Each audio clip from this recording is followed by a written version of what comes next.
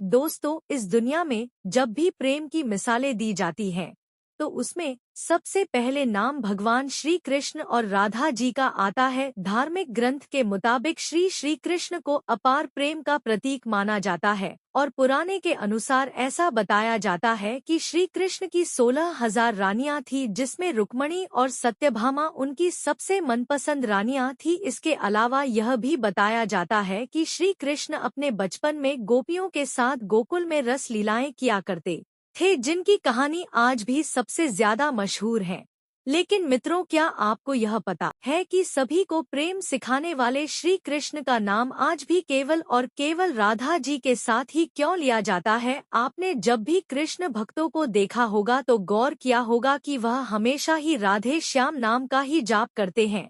इस दुनिया में जब भी श्री कृष्ण और राधा जी के प्रेम का कहानी जिक्र किया जाता है, तो सभी के मन में अक्सर ये सवाल उठता है कि जब आखिर श्री कृष्ण और राधा जी के बीच इतना अधिक प्रेम था, तो इन दोनों ने आपस में विवाह क्यों नहीं किया? दोस्तों, अगर आप भी जानना चाहते हैं कि श्री कृष्ण और राधा जी का विवाह के कर्म से नहीं हो पाया, तो बने रहिए हमारे साथ इस वीडियो के अंत तक। नमस्कार मित्रों, स्वागत है आपका आज के इस वीडियो में। मित्रों, पुराणों के अनुसार ऐसा बताया जाता है कि राधा जी विष्णुभानु नाम के ग्वाले की बेटी थी और उनका जन्म यमुना नदी के पास रावल नाम के एक गांव में हुआ था। कुछ समय बाद राधा जी के पिता बरसाना गांव में आकर बस गए थे, लेकिन दूसरी तरफ कुछ विद्वानों का ऐसा मानना है कि राधा जी का जन्म बरसाना गांव में ही हुआ था। इसी के साथ ब्रह्मा वैवर्त पुराण के अनुसार यह बताया गया है कि राधा जी श्री कृष्ण से उम्र में 5 साल बड़ी थी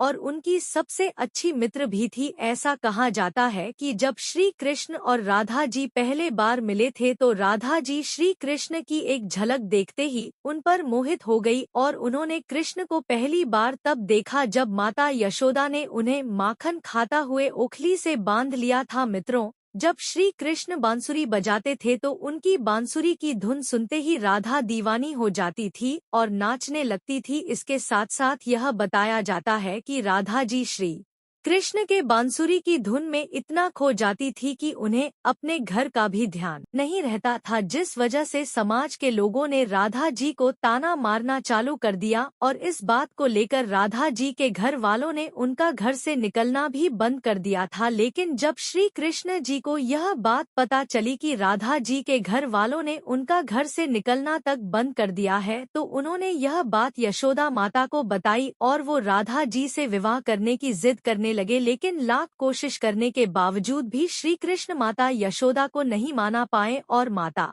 यशोदा ने श्री कृष्ण को यह कहकर टाल दिया कि एक तरफ तो राधा जी उनसे उम्र में 5 साल बड़ी है और दूसरी तरफ उनका विवाह भी पहले से तय हो चुका है। यशोदा माता ने जब यह बात नंद महाराज को बताई तो उन्होंने भी श्री कृष्ण को बहुत समझाया और राधा जी से विवाह नहीं करने की सलाह दी। लेकिन इतना समझाने के बावजूद भी जब श्री कृष्ण राधा जी से विवाह करने की जिद नहीं छोड़ रहे थे, तब नंद महाराज श्री कृष्ण को ऋषि गर्ग के पास ले गए और जब श्री कृष्ण ऋषि गर्ग के पास गए तो ऋषि गर्ग ने श्री कृष्ण को बताया कि उनके असली माता पिता देवकी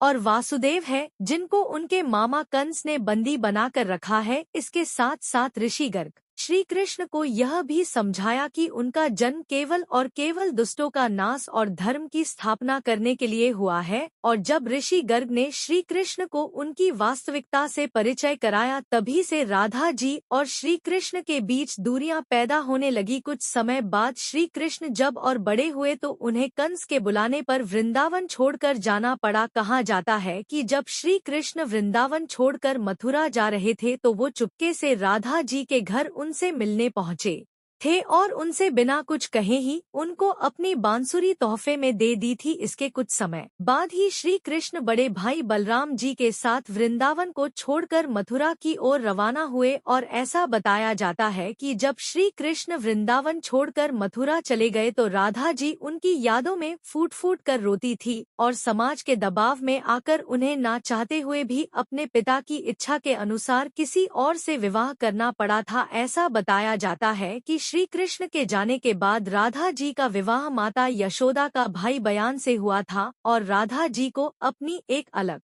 दुनिया बसानी पड़ी थी। राधा जी का विवाह होने के बावजूद भी जब उन्हें श्री कृष्ण